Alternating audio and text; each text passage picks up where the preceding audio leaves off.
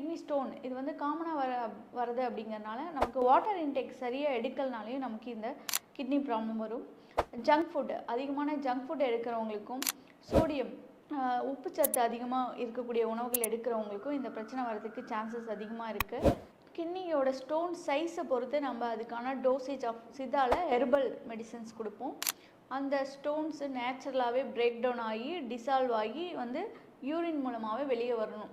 So surgery without சர்ஜரியில் எப்படி அந்த ஸ்டோனை வந்து நம்ம டிசால்வ் பண்ணுறோம், எந்த மாதிரியான மெடிசன் கொடுக்குறோம். மெடிசன்லேயும் வந்து ட்ரக்கில் வந்து நிறைய டைப்ஸ் ஆஃப் ட்ரக் இருக்குது.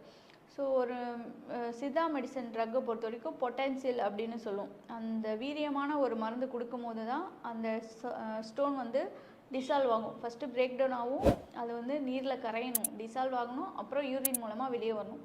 அதுக்கான ப்ராப்பரான மூலிகைகள் இருக்கக்கூடிய மருந்துகள் கொடுக்கணும். டயூரிட்டிக் மெடிசனும் சேர்த்து கொடுக்க வேண்டியதாக இருக்கும்.